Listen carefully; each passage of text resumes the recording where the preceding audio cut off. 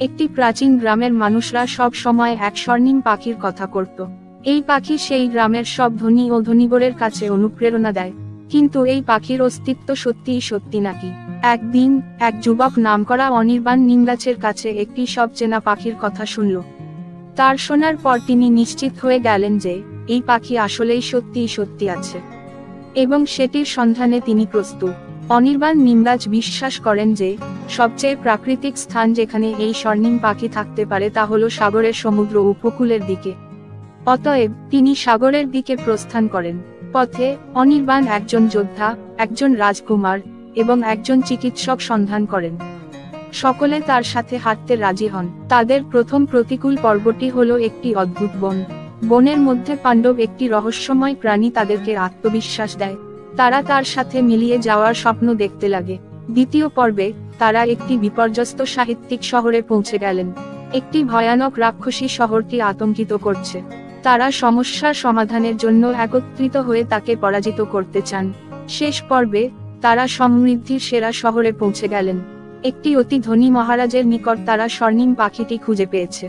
কিন্তু মহারাজের সত্তা পাওয়া অসম্ভব। মহারাজ তাদের উদ্দেশ্য ফেরত দেওয়ার বিধান করেন এবং সেই নিমিষে স্বর্ণিম পাখি সম্প্রতি নিম্নের একটি বৃক্ষে বাস করে। প্রতিটি যুগল উচ্চ স্বরে জয় করতে আরোহ করে। অনির্বাণ ও তার সঙ্গীরা উচ্চতার পথে অগ্রসর হয়ে যান। প্রতিটি সঙ্গী এক অপ্রত্যাশিত পরীক্ষার সম্মুখীন হয়, তবে তারা পরিশ্রম এবং সাহসের সাথে পারে। চিরকালের পর সেই সবুজ প্রাকৃতিক আবহাওয়া এবং স্বর্ণিম পাখির সৌন্দর্যে অনির্বাণ ও তার সঙ্গীরা সাগরের উপকূলে পৌঁছে গেল এবং পাখিটির সাথে একটি অদ্ভুত সম্পর্ক প্রাপ্ত হয়। পাখির মাধ্যমে অনির্বাণ ও তার সঙ্গীরা জীবনের অসীম সম্ভার এবং শান্তি পেয়ে তারা শেখা পেয়েছে যে অসম্ভব দুর্দান্ত অভিজ্ঞতা এবং সঙ্গীত সবসময় একটি সম্ভাবনা হিসাবে রয়েছে। এবং সোনালী পাখির ক্ষুদ্র বড় প্রহারে সে গ্রামের মানুষরাও সত্যি সত্যি ভাবে অনুপ্রেরণা পেয়েছিল।